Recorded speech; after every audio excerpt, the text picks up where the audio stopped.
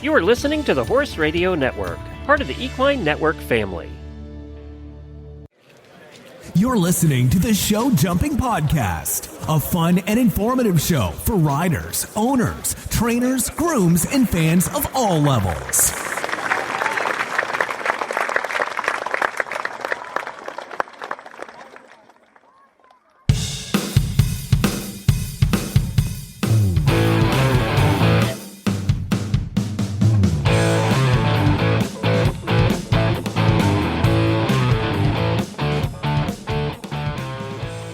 I'm Ashley Winch in Albuquerque, New Mexico. And I'm Kristy McCormack in Saratoga Springs, New York. And you're listening to the Show Jumping Podcast, where we answer your riding questions and chat with fellow horse enthusiasts about the world of show jumping.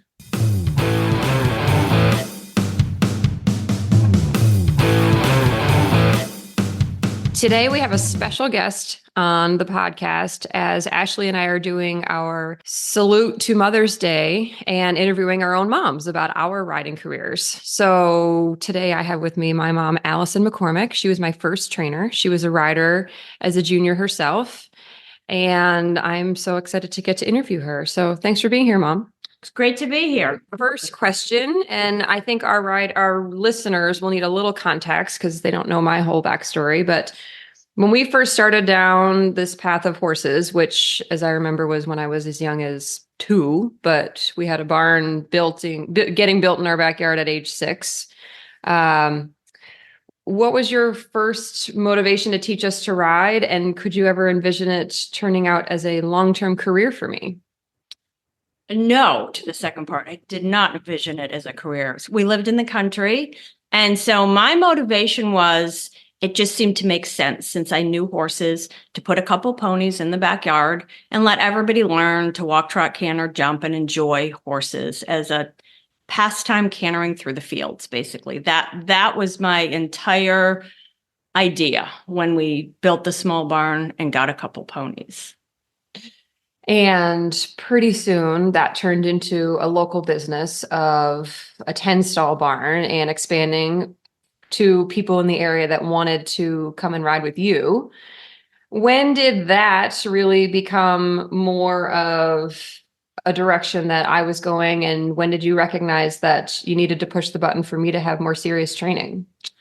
We had so much fun with all these kids ages kind of 8 to 12. They were children of my friends who decided they all wanted to learn to ride, and we were going to little horse shows, and it was lots of fun.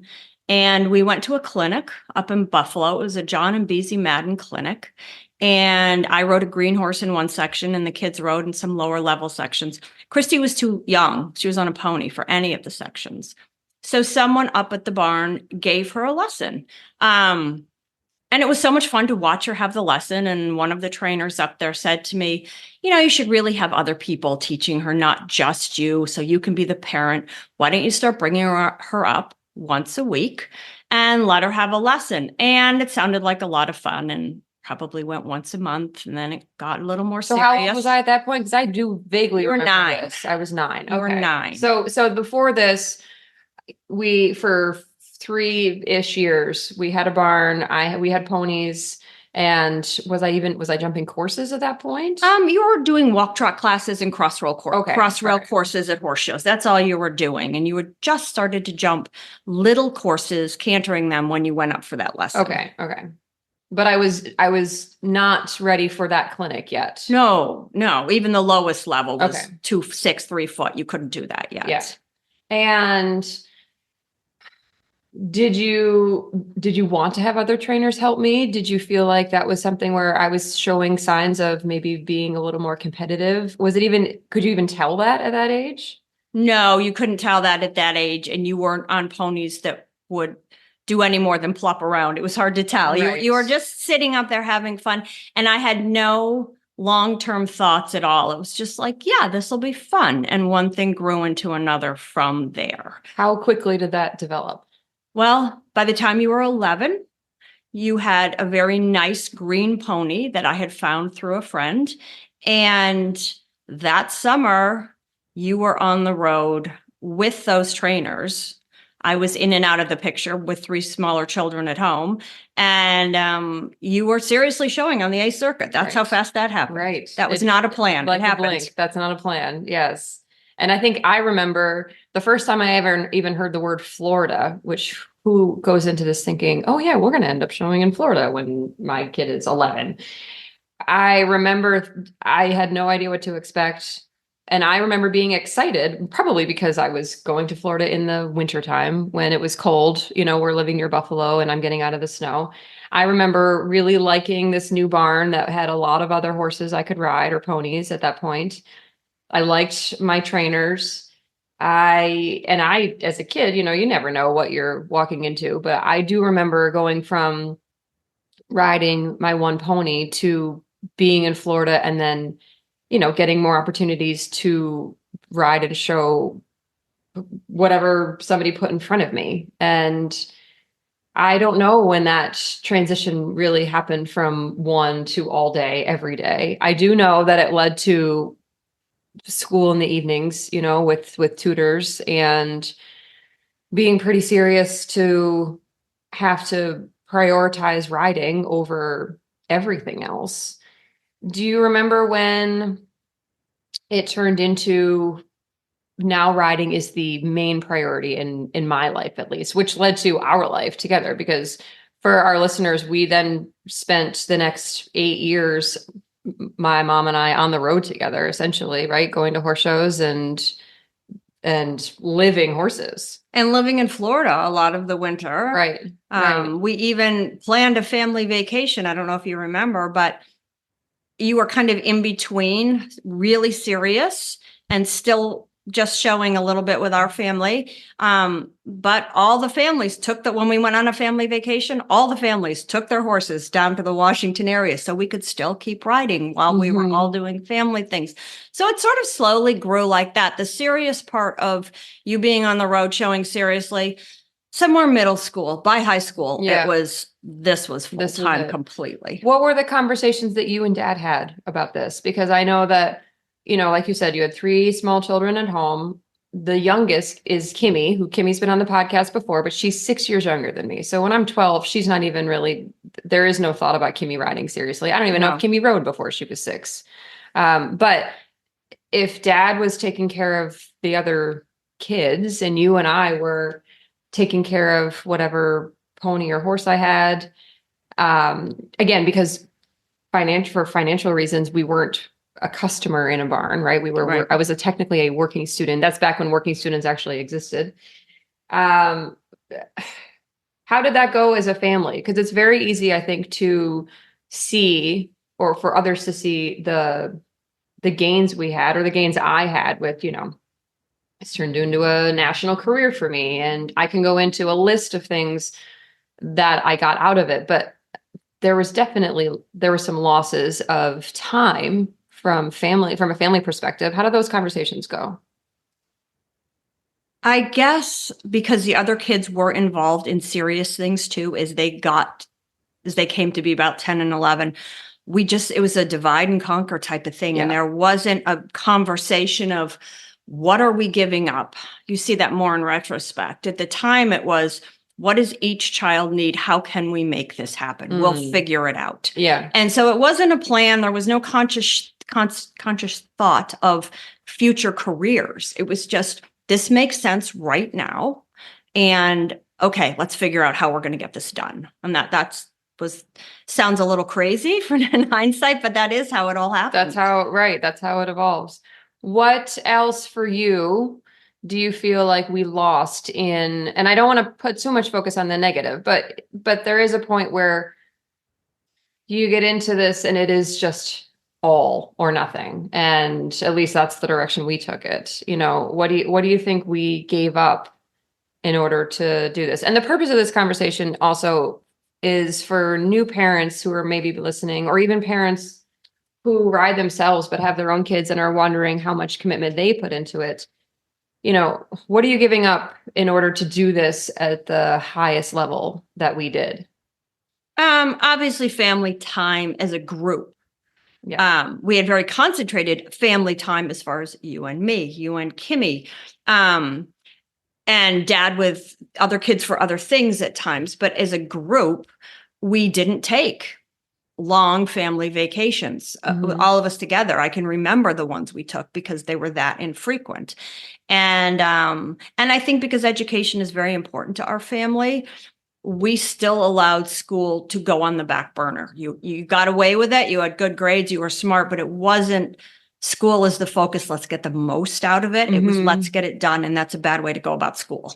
And yeah, I mean, I remember school, my whole education, whether it was middle school, high school, or college, was a side note. And I got everything done. And I remember you saying to me, we're not doing this unless you can keep straight A's. Somehow that happened.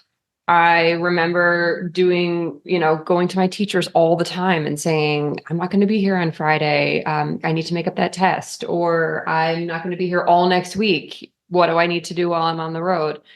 And even in college, I just took courses just to check the boxes, just to get a minimal, get by and make sure I got a degree in English literature of all things. But I didn't have any college experience. I didn't go away to school. I was still working on my career.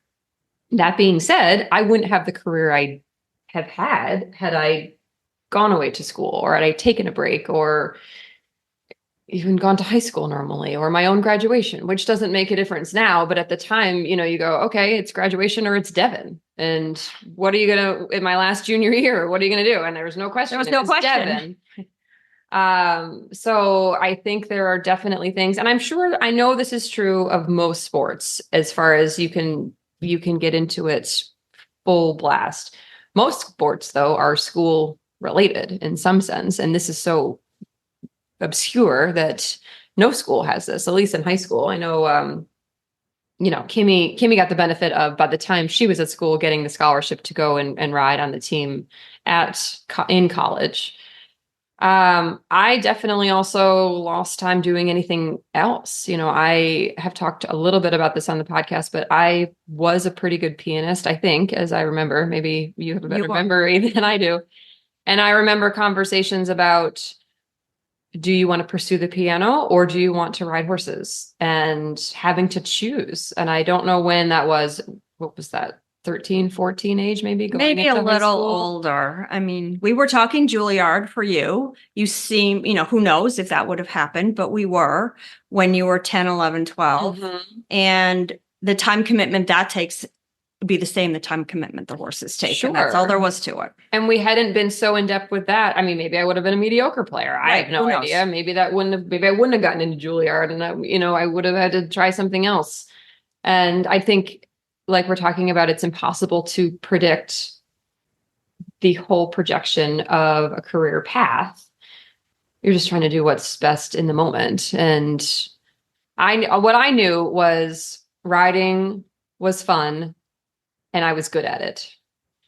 I wasn't good at it all the time, but I knew that it was fun being good at something. I do remember times where everything else, of course, I remember coming home crying on a Sunday night after a week at a horse show because I was exhausted, because I didn't have my homework done for Monday, because we had just spent 8 hours in the car and now I had, 2 more hours of homework to do. And I know that everything we put into it wasn't all just, this is so wonderful. And this is so, look how much we've won. At some point, I don't remember half the things I won as a junior, but I remember the time we all spent together.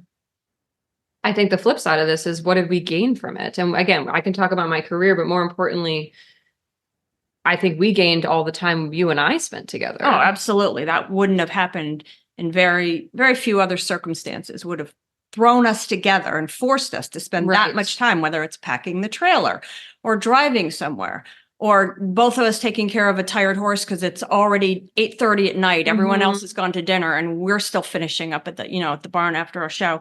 So that kind of time and the conversations that take place in those circumstances you can't replace those. Right.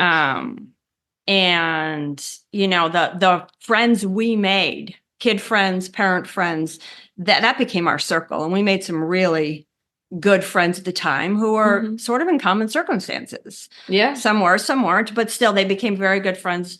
And it's a lot of fun to watch your child be good at something. That's all there is to it. That's true of any parent in any sport.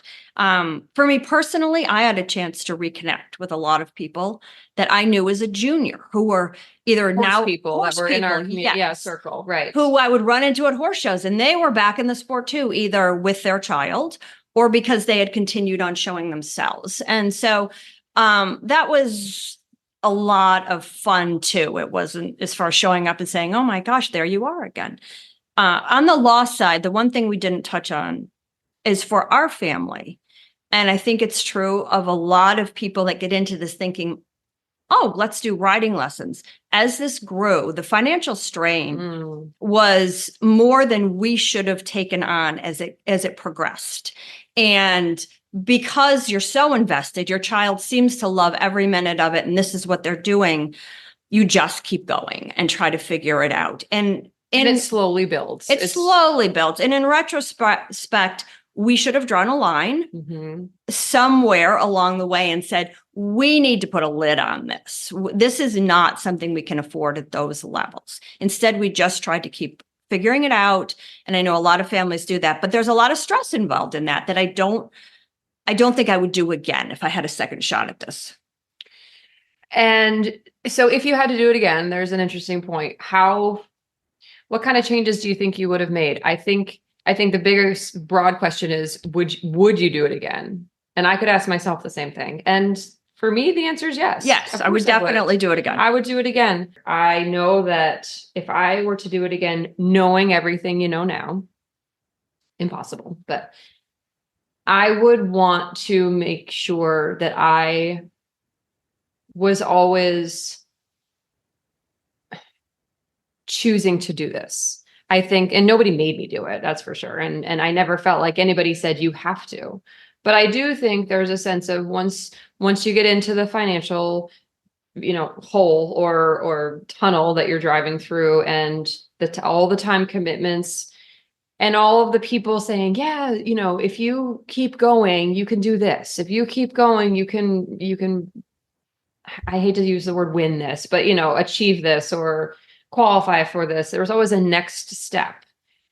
And I don't remember any of us saying, but do you want to do that? And I don't think that's anyone's fault. I just think we were so deep into it that I know I put pressure on myself. I know I felt pressure thinking you and Dad had spent so much money doing this. So of course I had to keep going. That would have been a waste if I said, sorry guys, I want to change how I'm doing this or do it differently. But what changes might you do if you could do it over? Probably the only thing I would really change is to not make it as important as it became in our life. And you can say that about a lot of sports, but for us, this sport became, it was everything. We made all decisions based on, well, if we're going to go somewhere, is there a horse show we might be missing? Right. Everything revolved around, and honestly, as it got further along, the winning and losing became more important than it should have. And it took on a life of its own. And so I wish that we could have kept it in perspective better. This is something she's doing. She's really good at it. We love to see her do it. No, we're not going to let it run our lives, and we're going to draw the line when the finances are just too difficult. We didn't do that. Right. We just said, oh, this is so important. We need to keep going, and she's great at it. So I think I would try to keep it in perspective, and I would try to have the conversation, especially as the kid is getting into the teenage years, when it's getting more stressful and more competitive, no matter what level you're doing it at, of how are you doing with this? Do you still really like it, or are you doing it because this is just what you're doing and it's a habit at this point? And people know you're good and they expect you to keep going. Are there changes you want to make? Right. Are you trying to just live up to expectation, or is there an internal drive for you to do this? And those aren't conversations we thought to have. And now, and I don't know if it would have changed anything. We still might have gone down the same path. Kristy might have said, no, we're absolutely going to keep going. There are some stresses, but I love it mainly, and I want to see where I can go with this. And despite the knowing it was too much money, we still might have said, Yep. okay, let's keep trying then. We'll figure it out. Yeah. But we let the sport become more important than it should have in our lives. Well, and that's what I talk about on the podcast all the time is perspective now. And I have a very different perspective, even as a professional now and as an adult, where, I've been doing this for over 20 years. I took everything that I learned as a junior and kept driving it into my professional career to my benefit and to my regret, because I put so much pressure on myself. And I thought, well, because if I'm doing this, I have to go as far as I can go. And I have to try to, get as much ring time as I can and teach these kids as best as, not just as best as I can, but how much can I push them? And it took me a while, and it probably took me until now when I'm not doing it at that level to look back and go, why was that so important then? And it's not that you shouldn't take your sport take it so seriously. It's not that you shouldn't take your life seriously. I can do this podcast because of all the experience I have. I can teach clinics now because of all of the pressure that I tried to live up to. But I think whether you're walking in the ring to show as an amateur or as a junior, or maybe even as a parent to watch your kid, it's just not that important. And we're jumping, not just the sport, any sport, you're jumping animals over wooden sticks, and we're trying to make it as detailed and correct as possible. Wherein the bigger lessons are, how to learn how to take care of an animal and how to learn to talk to adults. Like I remember us having a lot of conversations about Kristy, as a 13-year-old, you need to go in, if you're having a problem, you need to go and talk to your trainer and tell them this. I can't do it for you. I think as young kids, we don't get that unless we're put in those challenging positions. But those should be the focus points. And I think it's really easy to get wrapped up into what more can we do as riders. What advice would you give parents of kids that are starting to take this seriously? I would say be aware of how much this sport can eat up time-wise and financially. Mm-hmm. And some families just don't want that. They really want their child to take riding lessons twice a week. And that's what they're doing. And they're home for dinner and not be on the road. Other sports, swim team in the summer, ski in the winter. That's fine. Know that from the beginning, draw your line in the sand and stick to it. And that's absolutely fine. They will still get a lot out of their barn friends in their 2 lessons a week. Yeah. And that's all there is to it. And if you decide to go further and make it more, you're going to buy them a horse. You're going to lease them a horse. Again, as we were talking earlier, check in with your kid and see at what point are you just going down the road because you're going down the road, or is this something they still love what they're doing? Because they may not want to say to you, you know what, this has been fun, but I'd really rather play tennis. They may not, unless you ask them. Right. So I would say ask that question. And I would say, tell everyone there's a fabulous book by Chad Oldfather. He wrote several articles for the Chronicle of the Horse. And his book, he took a lot of those articles and added to it. It's called A Man Walks into a Barn. And it is just a great story of a non-horsey father. That's his perspective, right? Yes. He was the father. Yes, okay. He was the father, and he had 3 daughters. Sounds like 2 of them rode and 1 did something else. But got pulled into this, and he writes so well, and he has all the gains and losses and pros and cons of the sport in a very funny, interesting story. And it's just a great book for any parent to read, as far as a parent's perspective. And he writes it when they're all done. They're off in college by the time he writes it. So it starts when they're going to have their first pony lesson and follows it through. And I would tell everybody to read that book. It sounds like it's a plug for the book. It isn't. It's just a great book. Well, and it sounds like it's something that I wish I had as a trainer, because, my last perspective on this is talking to parents who have come to me when we had a business full time, and whether that kid was 11 and on ponies, moving up, or 16, already had a good taste of success and wanted to make a change and see what they could do in their last 2 junior years.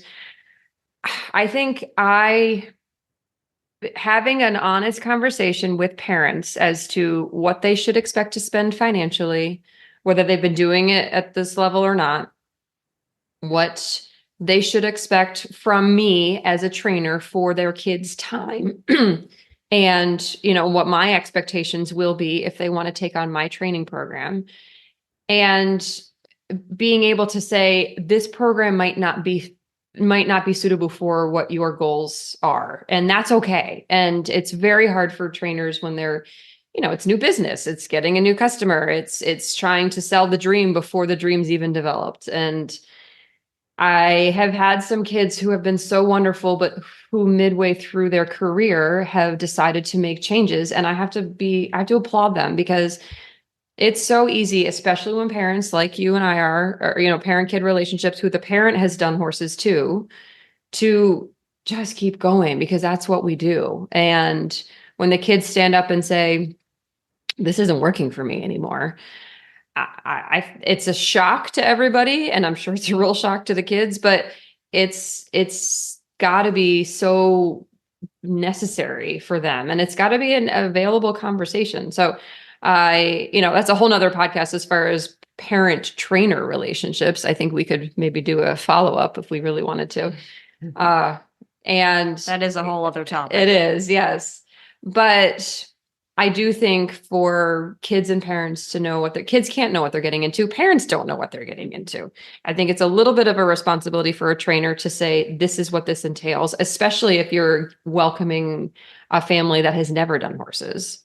And then says, oh, we'll take our next, what's next? What can we do after these once a week lessons? My kid wants to ride more. And sounds like that book is a great place to start. It is. And it's so easy to read.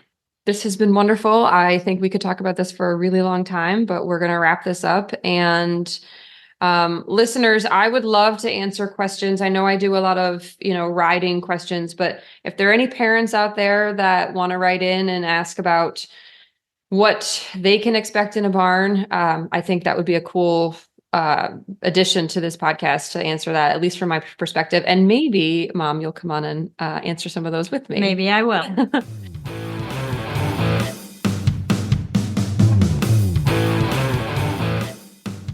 While moms can always help our tummy aches, we're happy to present our title sponsor, Relyne GI, to help with your horses. Relyne GI goes beyond just treating systems. This unique combination of gut-supporting hyaluronin and immune-boosting beta-glucan works in harmony with your horse's body to soothe and protect their digestive system. Unlike other options that can disrupt digestion and nutrient absorption, Relyne GI maintains your horse's natural balance. Don't just rely on our claims. Relyne GI is trusted by leading veterinarians and supported by scientific research, including a study by Dr. Nathan Slovis that demonstrated its effectiveness in reducing ulcers in active horses. Plus, it's Clean Sport certified, making it safe for use in competitions. Don't forget, for an additional 10% off, use code SJP at checkout. Flies got you down? Fly predators are what you need. Let's hear a quick word from Spalding Labs.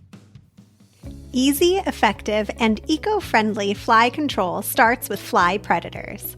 Fly predators are the organic, natural way to dramatically minimize your fly problem, saving you and your horse from battling them all season long. Take it from our 23,000 plus 5-star reviews. Fly predators are the natural fly control that works. Learn more about fly predators and other Spalding Labs fly control solutions at spalding-labs.com.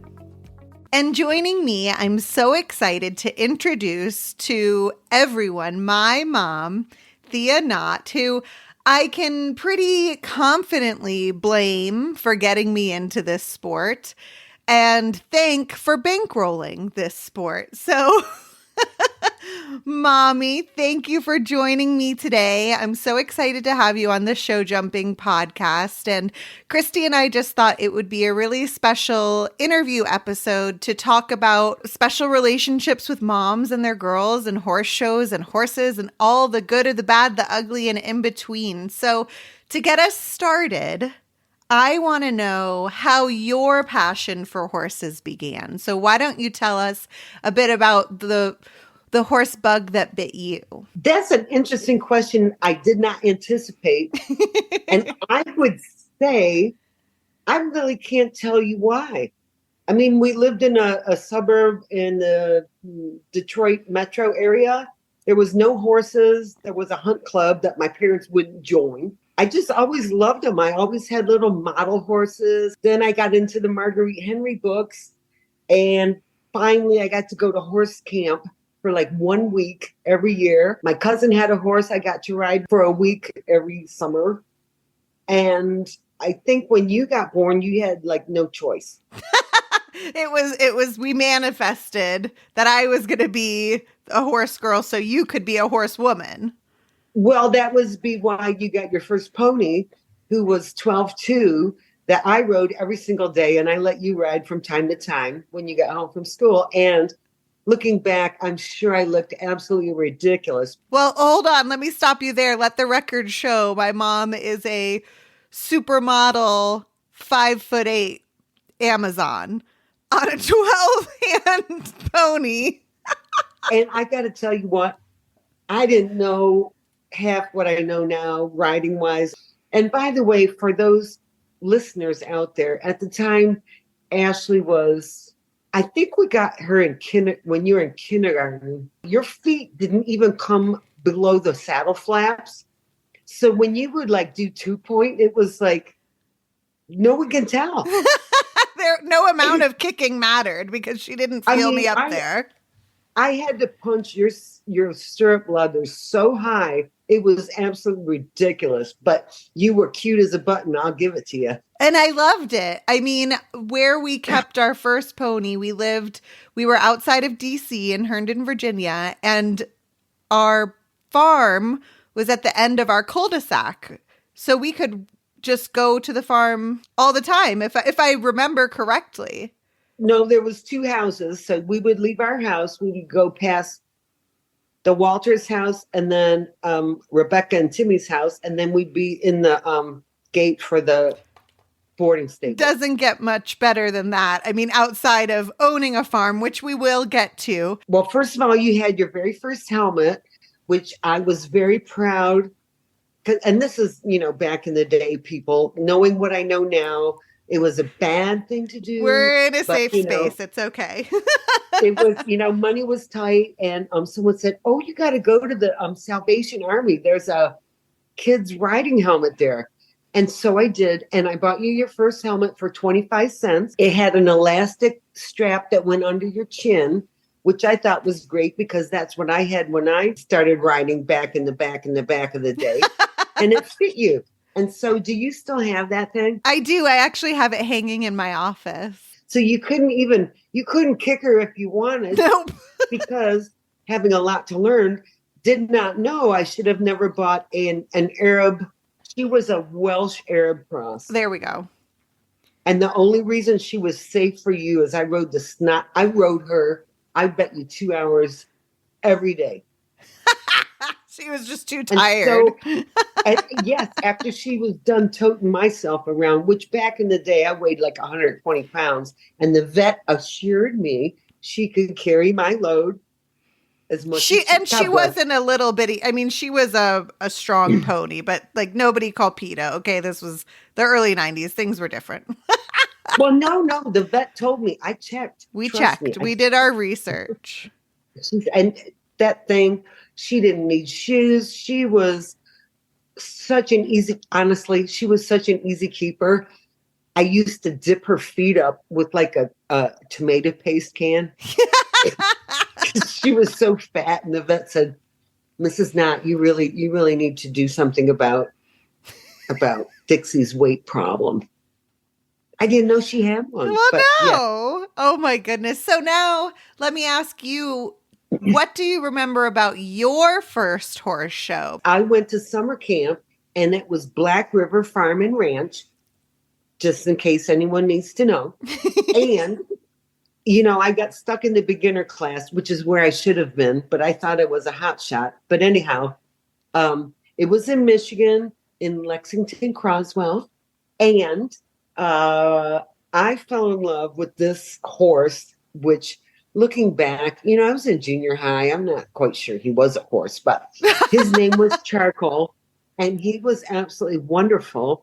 And because I was fearless, and what I mean by fearless is I did not yet realize how badly one could be hurt by a horse. Sure. We just did it all. That thing would canter. He would do this. He would do that. And I would hug him and kiss him. And so I got to be the line leader for my entire class of new riders. Aha. The coveted but spot. I got yelled at during the dress rehearsal because I told him to canter. And he took off, and he did. But then the 10 girls behind me, the second one didn't canter. Well, that sounds like a her problem. Well, it should have been, but, they're just like high school kids. They yelled at me because I took off without my group. And I was trying so hard. I might have got a little bit tears coming out, but I never let anybody see it because, horse girls don't cry where people can see them. So did you go on to compete at this show? No, my daddy made me get in the car and go home. I wanted to stay and live there forever. Okay, so we had our debut show in our teens with Charcoal, and then you took a long break. No. Well, no, I went to summer camp for like 3 more years. And also I got to ride my cousin's horse, Dami. His name was Dominic. And that was back in the days when paint horses were actually quarter horses and their color was paint. Right. He ate nothing but lots of oats and lots of hay. And I rode him once a year and no one else did. And yeah. And I was so tiny, kind of like you, but like stretched out like a rubber band taller. I couldn't pick the saddle because he was Western. I couldn't pick the saddle up. So I rode him in a bareback saddle. And come to find out, when you're in one of those stupid things, you can stand up in the stirrups. And they like, if you stand up in your right stirrup, the whole thing goes. Yeah. So I learned to take the stirrups off and just ride bareback. And the thing was so fat anyway, there was plenty to grab onto. And, looking back, he could have really, really hurt me, but he didn't because he was a good boy. He loved me. Although my cousin Pat that owned him always said, "Oh, I told Dommy that you were coming," and he pinned his ears at me. Oh, she's just jealous. Do you remember in Virginia the time you caught me jumping with the big kids? And if so, would you delight our listeners with this story? Okay, now you're an adult and I can tell you the backside of the story. So I didn't know how to jump. I didn't know how to teach you to jump. And I didn't have any money to pay for a trainer to teach you how to jump. So I had no business jumping. Well, and this thing, she was, let's just say I paid a whole lot more money than I should have for something that really was not very well broke. Sure. But I think that happens with most people's first horse. Well, so I was really scared to turn 4:00, all the kids come home from school. You're like 4 years old. You want to be out with the big kids. And you're like, Mom, can I ride Dixie in the arena? And I was like, okay, but no jumping. Because all the big kids were jumping. They were junior high school, riding thoroughbreds, all that kind of stuff. And here you are, this peanut on this feral Arab Welsh cross. And, Welsh have a big belly and you honestly, your feet were kind of doing the splits. Like a Thelwell pony. And so I'm talking with the other moms because I could. And I turn around and here you are like trotting a cross rail. I'm going to talk. You probably don't even know this. I was so proud of you. No, I never got in trouble. Your 2-point was so perfect. I just looked at you and I was in such awe, but you had disobeyed me by doing a dangerous thing and my back was turned. And that's why you got in so much trouble. But also, let us not forget, I think before that time, she took off with you and you came off the front and you hit a fence post. Yes. No, I remember that day and I knew you weren't watching and I was like, that's it. This is my chance. I'm going to jump. I'm going for Okay, it. so I'm going to say it again. I was so proud of you. I just couldn't tell you because it would only have encouraged you to cheat more. Which, we went down that path anyway of jumping higher and higher and higher. So do you remember when you bought Bailey? How high was that fence? 4'10", I think. But that one scared me. Yeah. I was like, I don't really want to jump that high. And you'd never been on that horse before. Yeah. Listen, I, to this day, have no problem grabbing some mane in a pinch. I think it's a beautiful thing. I'll go so far as to say that's why God put him there. Okay, and I'll go so far. I never realized why I won so many equitation. Well, so ribbons. wait, that's where I wanted to transition to. So then, okay, good. We have the pony. We move out of Virginia. We move to Florida. I take kind of your standard lessons at a local barn, after school, twice a week with 3 other kids, blah, blah, blah. And then when I want to say around 12. Do you remember the ponies you rode there? Brownie and Sandy. And Sandy. Yes. Yeah. They were very sweet. Just broke to death. Wonderful lesson program horses. And that was at Ravenwood Farm, I believe was the name. It was. When I was about 11 or 12, I want to say we had purchased our 5-acre dream house with a little barn that we built first a 2-stall barn on the back of like a hay barn. And then eventually Mom was able to get a 6-stall with a wash rack feed room, red barn, just like, a dream. And center shed row. I mean, yes, the whole it was gorgeous. gamma. It was gorgeous. Yeah. Every stall had a paddock so the horses could go in and out. And this was in Florida, mind you. So it was really great because if it got hot, it never got hot in that barn. There were fans and a breezeway.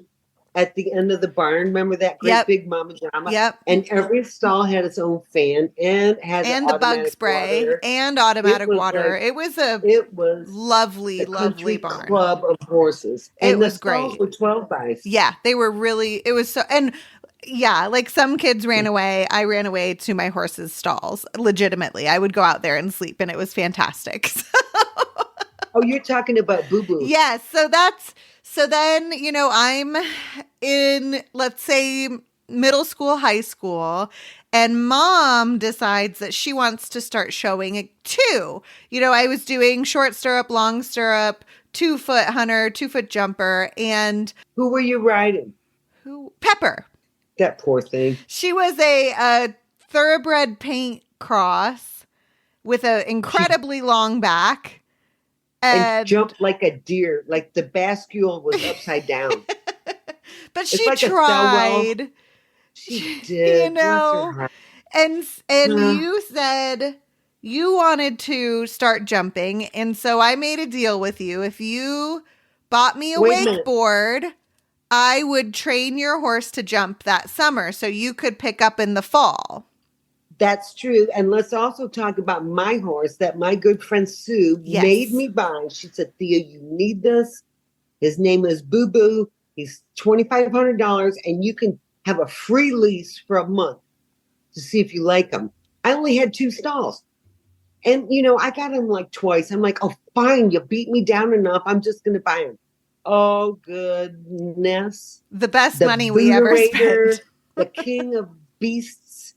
He was just all heart and an incredible horse, which you might have heard about on a couple of our other podcasts because he went on to become my dressage horse. We became regional champions, nationally ranked. I mean, talk about a diamond in the rough. And because you stole him from me. I will did. Never forgive you for that. You shouldn't have given me another horse. That's really on you, Mom. I did not give him to you. You took him. There's another horse outside my house and I'm not going to ride it. No, this is after you got your thoroughbred you had to have. So I trained Boo to jump that summer.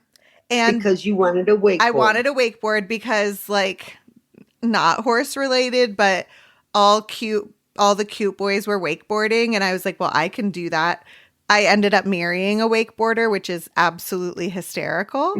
My And husband. does everyone know you grew up in Florida, by the way? Yes. Yes. And if not, now they do. So, it was a mix of living on the water and a horse farm. It was absolutely magical way to grow up.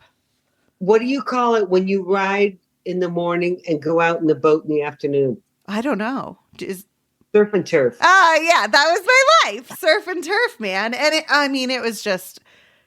was the coolest way to grow up. It really was. So Boo is this incredibly lazy, safe quarter horse, liver chestnut. Big heart with a huge heart on his leg. Yes, and he was just such a special horse. So that fall, my mom started showing in the Rusty Stirrup division, which was a special class you might only find at Fan and Hill Farms. Excuse me, you're right. It's Fan and Hill Farms hosting the Lay Jeff show series. And what Rusty Stirrups is it's the long stirrup class, but for 40 and over, if I wasn't mistaken. Listen, they made a lot of money out of us older gals that had incredible bravery. I had never jumped before in my life. So here you are riding in the hunters, in the eck classes. She could at the trot. And she had the cutest outfits. And you always have had fabulous equitation. I have to be honest there. You ride beautifully. You know why? I do, but tell our listeners. I have a sway back. And it makes me look like I'm sitting up straight, but I'm really not. It's just it's my confirmation. That's right. Which is really, it's perfect. And we had so much fun. Horse shows really became our special time. We would go away for the weekend with my horse and your horse, and I would do my classes and you'd do your classes. And it's really some of my favorite memories as a teenager, especially during that time. A lot of teenagers and their moms don't get along. That's the nature of being a teenage girl. But right. When we were away with our horses, it was just magic. And we even went on to do summer camps together, and we would cross country jump. Can I tell you one of the sweetest things you ever did? You're going to your first show with Pepper. And you know me, I'm not one to hand feed. No, I had to have a list. It was all on me. Okay. I'm so glad you said that. I said, honey, now you can't run from the backyard in the barn and get what you need. You need to start working on your list. So when you go, you're going to have everything you need in your tack trunk. My goodness, you made the most wonderful handwritten list. It was on a sheet of notebook paper.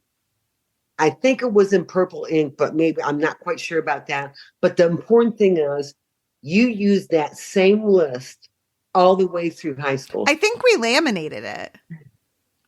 It was like the list. It was so all-inclusive and so organized and so perfect. And it was so not you. At the time, because now I love a list. Well, yeah, I live my life by lists. Maybe it was just like, the dawn. An inkling of things to come. Yeah. Because now you're like me, you live in Excel and all that stuff. But it was like really the first time I ever saw you put a huge personal effort into organization. Because God forbid your horse would do without. And let's also add the pony club factor. Yeah. Where every feeding of concentrates was in its own bag and it was labeled like Saturday morning, Saturday lunch. It was like a whole big dealio. And I think now, again, being older and partially wiser, looking back, that was such a huge help of like mental preparation ahead of the show, almost meditative to get in the right mind space. It was so special showing with you. I want you to share the funny, I don't know what we call it, maybe a joke. When I would come out of the show ring, especially after my jumper classes. I know exactly what you're talking about. I know it because I was thinking about this too. Because, comes a point between moms and daughters that the daughters become evil. We don't know why. You go from this wonderful, sweet little mini-me thing, and then it seems like within 6 months, it's like, who are you? Anyway, so yes, you were in your Peak teenage. short-lived teenage angst, evil time. And I think you were doing jumpers. Yes. By this point, which I'm going to tell everybody out there, I hate them. My brain does not work that fast. I can't memorize anything like that. It's stupid.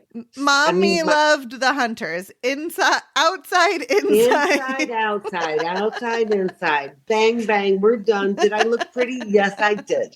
No, but so she's in there, and they're studying, right, hard left, double oxer, all this stuff. And I'm like, oh my God, you got to be kidding me. So she does it. And then you would leave the ring and you go, Mom, how did I do? And you were in your teenage angst phase. And I'd be like, oh, honey, you were so awesome. That was totally great. I'm so proud of you. And you'd be like, no, I wasn't. I'd say, no, I missed this lead or I hit this rail. And because I was so hard on myself. And it happened like multiple times. She would work her heart out. She'd ride her best ride. I would compliment her when she came out the gate. And so finally, after it happened several times, because I'm a slow learner, she came out and she's like, how'd I do? And I'd look up at you because you're on the horse. And I'd go, you sucked. And I said, thank you. I know. And that was like the rest of it, like forever. How'd I do? You sucked. And so then it became our big joke. And like, oh, yeah. And so, it's just so funny. You never know what's going to work. And yeah, surprisingly, it was just blunt honesty. So now I want us to pivot just a little bit because I have some more, nebulous questions for you. What would you say to a parent whose child wanted to ride? What words of wisdom would you say? Oh my God, that's a terrible idea. Or what would you say if someone came up to you? I would say, don't buy them a horse right away. Take them to lessons. Make sure they're interested, that it's a pat. Make them beg for it. I don't know. I don't think, Ashley, you really had to beg. No, I was the excuse. Your father for it, quite frankly. But someone's got to beg somewhere. So, there has to be groveling involved. My other kind of off-the-wall question for you is, what positive life lessons do you think horses teach children to maybe set them up for successful adulthood? What horses teach people that make them, good people, would you say? What wisdom do horses depart on us? They teach us to think a different way. Horses do not think like we do. Horses do not think like dogs do. There's no reason that horses should cooperate with us the way they do, and yet they do. The love of a horse is profound. It's a rare privilege, and I think in a horse's life, really, people come and go. I think we need them way more than they need us. However, you and I went to visit Boo Boo not long ago, and there's no doubt you had a private conversation out in the pasture. His ears pricked up and his eyes, he knew exactly who you were. And this is the horse Ash was talking about. She used to sneak out and sleep with him in the stall and all this kind of. And also you would like throw a halter and a lead rope and take him swimming in the pond and take a dive off of his butt. Yeah. It's a rare love. I think it empowered both you and your sister to know that you could control something that big. And he would comply. And, most of the time, at least. Well, can we talk about my eventing nemesis? Sure. Oh, God. Yeah. This is actually a great story. Yes. Do you remember what the horse's name was? Are you referencing Miss Ladybug? Yes, I am. And I believe, 5-year-old rider. So my mom at Fannin Hill Farm would compete in eventing. I was doing I think it was the 3-foot class. Eventually I was doing the bigger jumps there. You know, that really scared me a lot. Yeah, because those fences didn't fall. It was scary for me too. I still love, cross country, but it is another level. So, but you were on Boo Boo, and you know yes. what? He never. No, he never refused or anything. But so we would both take Boo for the eventing shows, and I would do the 3-foot, and Mom would do. It was the 10-inch course. I thought it was 12, but you're probably right. It was definitely 10 inches. And you know what? I bought that big fat watch that goes on. Yeah. Oh, she had all the accessories. You need to know one thing about Thea. If she's going to do something, she might not do it the very best, but she will look the best doing it. Correct. And I didn't know when I bought the big fat yellow and black eventing watch that my class was not timed. But that, anyways, that's okay. That's okay. So it followed the same course of the 3-foot course. It was just, the smaller fences, and it was a walk trot. No cantering allowed in your class, I don't believe. Correct. If you could please share what happened when you would go off course. No, that was stadium jumping. Because Bobby was the judge. And I'd be like, I cannot jump. I can't be a jumper. I can't memorize a course. It's not me. That's why I ride hunters. So I would come down to the walk and just mosey around, and I'd look over at the judge, and I'd be like, Bobby, where's my next fence? And he would tell me, and I'd be like, oh, thank you. And off she'd go. And do 12 inches. It worked good for me. I didn't care about a ribbon. I was just out there having fun. What a positive role model for you. Yeah. And so it would just be Mom and Boo and Ivy and Ladybug in the 10-inch class. And I made her go first. Sacrifice the youth. Mm. Oh my gosh, Mom, this is so fun. I know we have wine on the back porch and talk about these memories, but I am so grateful that you took some time out to share it with our listeners. And thank you to all the horse moms and dads out there for supporting us crazy horse girls. We couldn't do it without your love and support and patience and kindness, especially through those angsty teenage years. We'll be back to our regularly scheduled programming next time with some training tips, answers to your burning questions, and interviews in the industry. Thanks again for tuning into this extra special episode of the Show Jumping Podcast. Keep your eyes up and your heels down.